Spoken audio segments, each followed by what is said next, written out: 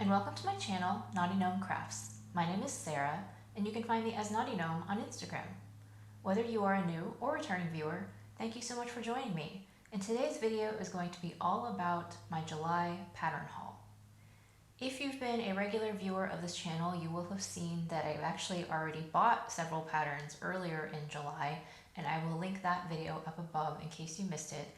But as I was saying in my previous fabric haul video, the beginning of July saw a lot of sales, and so I went a little bit crazy and I purchased a bunch of patterns. I'm going to share those with you today, but I am planning on slowing down after this, and I'll talk about that a little bit more at the end of the video. But before we get started, today I am wearing my Vicky Sews Veronica tank, and I do have a full review of this tank that you can watch. I will link it up above in case you're interested. So let's just get started. First, I'm going to talk about the indie patterns that I bought. Now, I did buy a few other indie patterns, but I've actually already made them, so I won't go into detail on those. Just quickly to tell you that I purchased the Helen's Closet Reynolds top and dress, which I already made, like I said, and I also purchased the Friday Pattern Company saltwater slip dress, which I also made. So other than those, other additional patterns that I picked up in July, Friday Pattern Company was having their summer sale. They had all their patterns for 25% off. So in addition to the saltwater slip, I picked up the Davenport dress. This was a spring release and I was interested in it at the time, but I wasn't really sure if I wanted it. And then since then, I've seen so many beautiful versions on Instagram that I went ahead and picked it up while it was on sale. Because it has longer sleeves, I probably won't make this until the fall, but that's totally fine. I have a lot on my plate for the rest of the summer. It's a lovely dress. It's a pullover dress. It has an elasticated neck, a drawstring waist, elasticated fuller sleeves, and a little ruffle at the bottom. The only thing that I don't like about this dress is that it has a little ruffle on the shoulder that I just don't really think would suit me, but it's easy enough just to eliminate that ruffle and not add it in, and that's probably what I will do when I make the dress. I will have already inserted pictures of the garments. You can see what it looks like, the line drawings, and the size chart. So that was the first pattern that I got for this haul, was the Friday Pattern Company Davenport dress.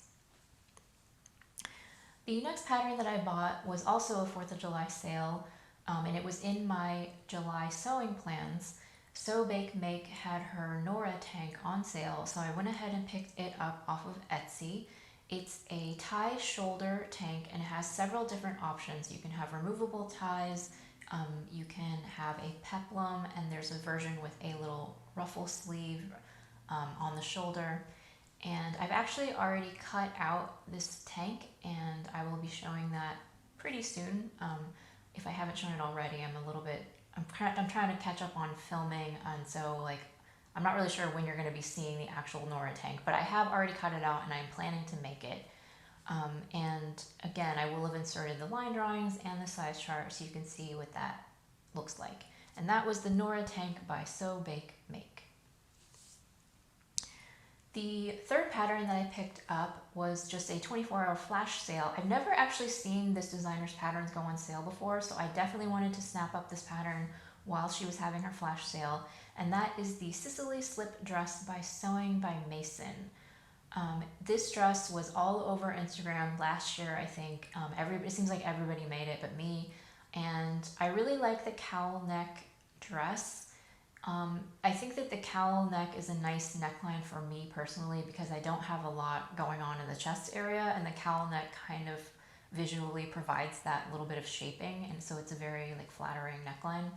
And the only reason I don't think that I bought the pattern is because I'm just not super keen on sewing on the bias because it stretches and it's a little bit of pain in the neck. But I went ahead and picked up the pattern and I'm excited to try that out, and that was the Sicily Slip Dress from Sewing by Mason. So now we're going to move into Big 4 patterns. Just to make my life a little bit easier, because Big 4 sizing is fairly consistent, I'm just going to give you the size range on the pattern. And then, as always, I link all of the patterns that I talk about in my videos in the description box. So if you want more information about sizing and other details, you can just click on that link and go directly to the pattern website where you can get those details there. So the last pattern haul I showed you was New Look and Simplicity, and so today I have McCalls and Butterick. So the first one that I'm going to show you is McCalls 8106. And speaking of the Sicily slip dress, I bought this pattern before the Sicily slip dress went on sale. They're very, very similar. The Sicily slip dress has an option for a spaghetti strap, but it also has a wider strap version that looks very, very similar to this one. But it's always nice to have options. And I don't really like the ruched side views that are like on the model or this version, but I do like this one, and so it's nice to have it in the stash as far as just having variety. So that was McCalls 8106, and the hashtag is Sky McCalls. The next pattern that I picked up is McCalls 8118. It's an elastic waist paper bag pants, shorts, and skirt. And I like that they give you a variety of options as far as different bottoms to make. I'd probably be most likely to make the pants because the shorts, if I made the shorts, they're too long for me, so I definitely need to do some work there. But I like that they're nice and roomy, and there is an option to add back pockets. To be realistic, did I need this pattern? Probably not, but I'm all about the comfort right now, and just having a variety of elastic waist pant patterns is interesting to me at the moment, and so that is why I picked up McCalls 8118. Oh, and I told you I was going to tell you the size range, and then I didn't do it. The size range on this one goes from an extra small to a 2XL, and that is numerical sizes 4 to 26. This is for the McCalls pants pattern. Going back to the dress pattern, the sizing on this one is also alphanumeric from extra small to 2XL, and it goes from a size 4 to 26 for this version here.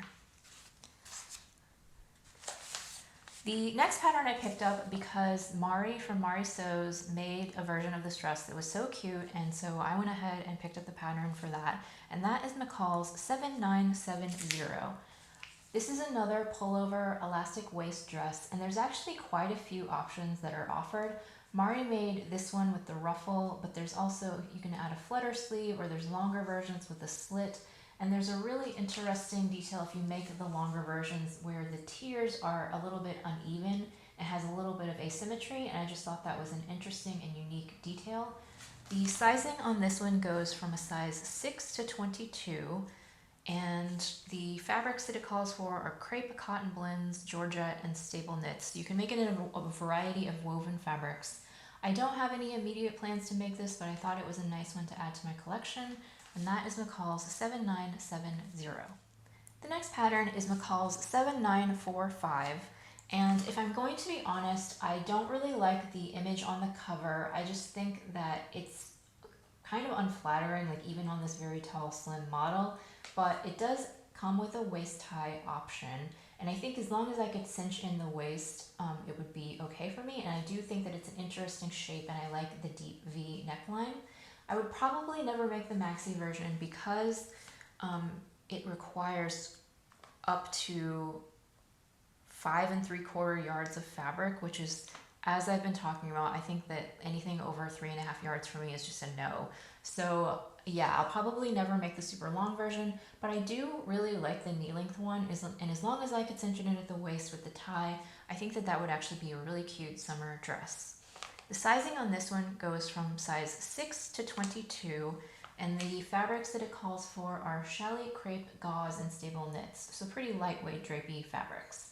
And that was McCalls 7945. The next two, this is a little bit silly, and it's one of those things where if it wasn't on sale, I definitely would not have bought both of these. But essentially, they're very, very similar styles of dress, and I just couldn't decide which one I wanted, so I bought both of them. So this pattern, the first one I'm going to show you is McCalls 7943. It's a Learn to Sew pattern, and it has a sort of halter, like a high halter sort of neckline, and then it's very loose and flowy. There's options to add ruffles, and you can also add a waist tie, which would be, or a belt, I believe. It's a separate belt piece. Honestly, I would probably just make it a waist tie, but it has the ability to cinch it in at the waist. The reason that I actually was interested in making a dress similar to this is because when I was in high school, my mother made me a dress that was just a very, very similar shape, and I don't know why, but I just was feeling a little bit nostalgic about that, and I want to make an updated version for myself now. So the sizing on this one is alphanumeric. It goes from extra small to extra large, which is numerical from size 4 up to 22. And hopefully you can see some detail with the line drawings. It's just a very, very simple shape. And I do like the version with the ruffle.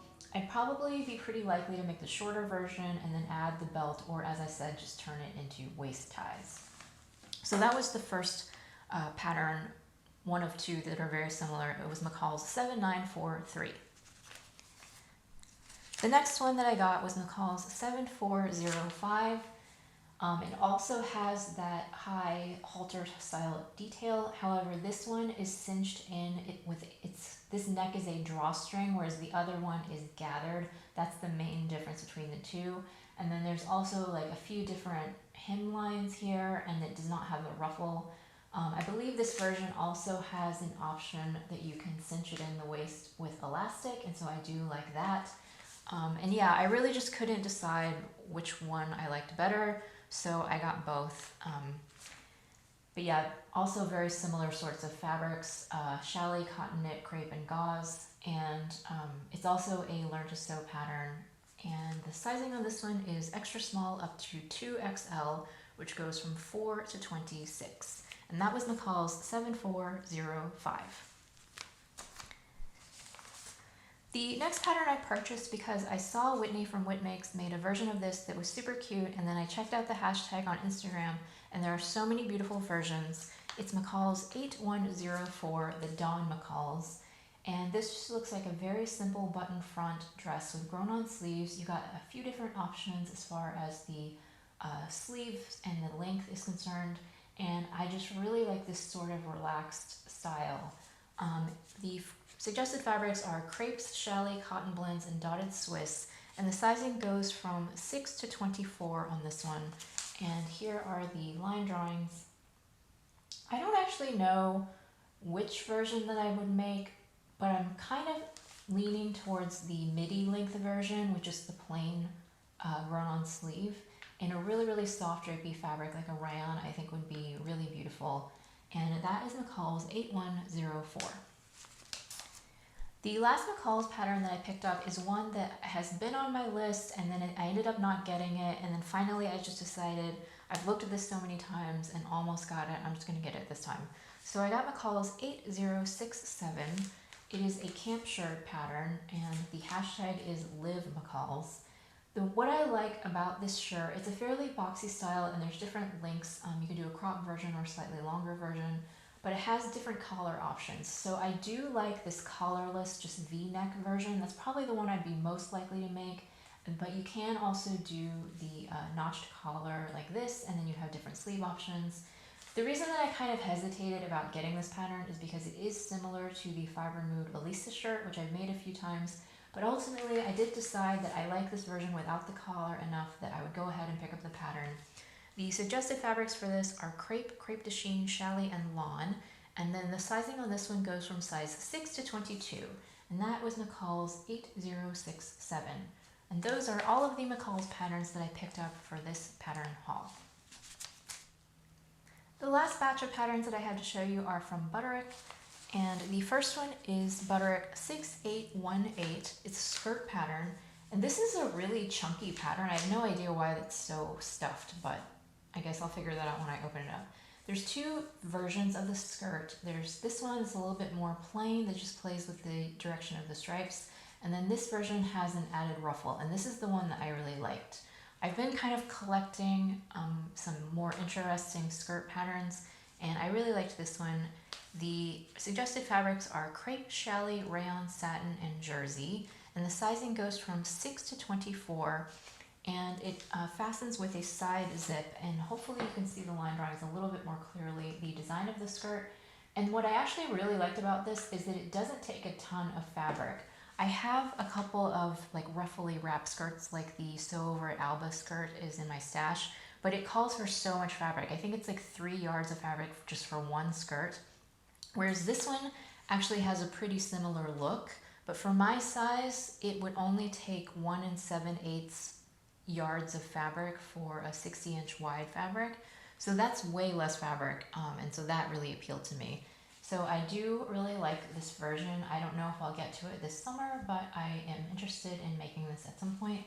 That is Butterick 6818.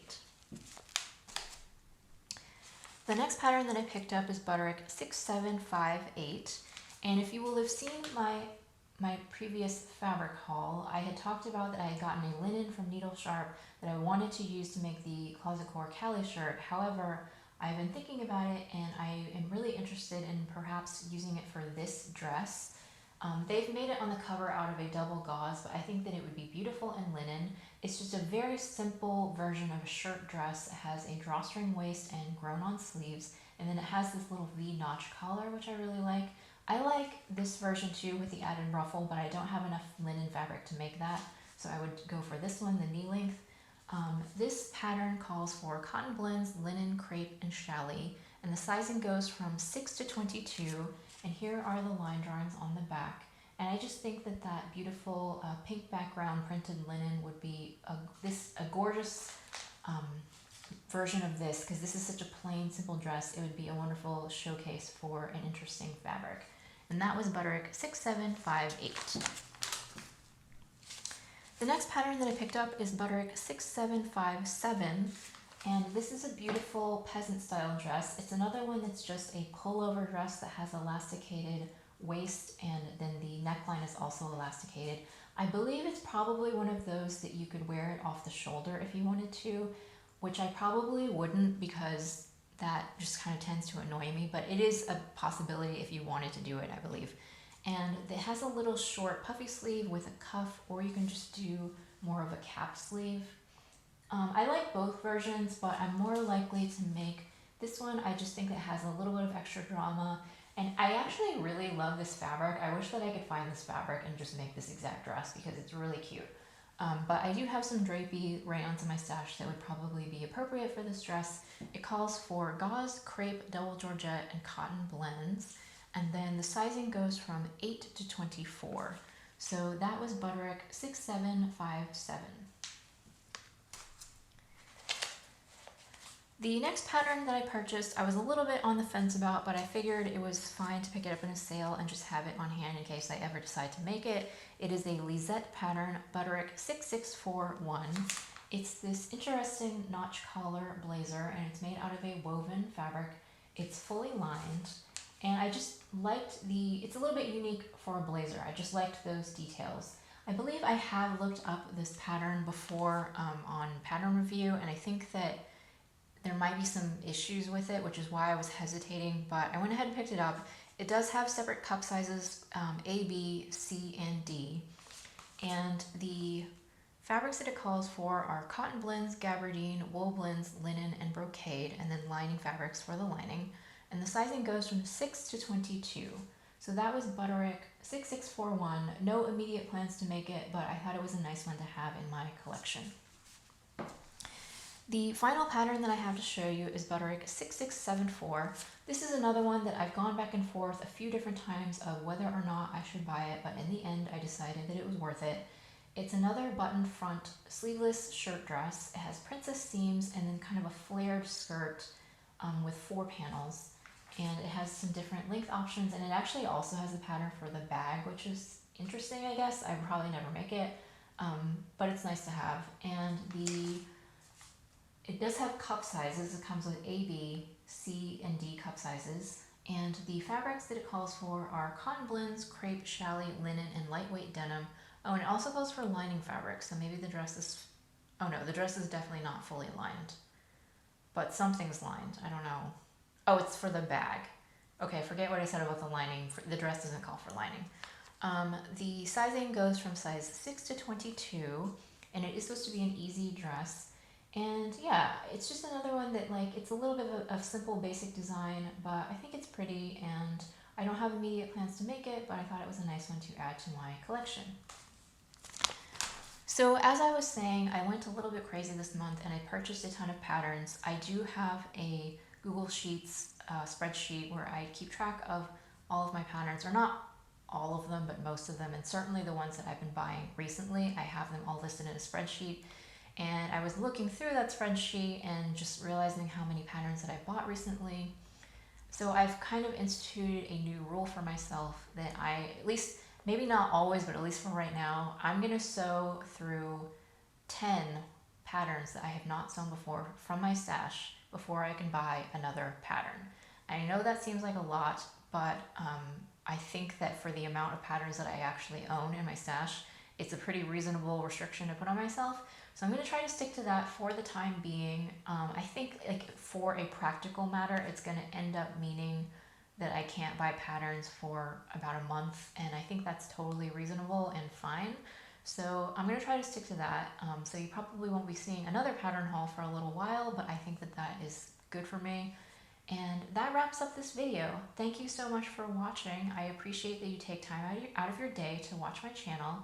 And if you enjoyed this video, I hope that you will hit the like button and subscribe to my channel. And I'll see you next time.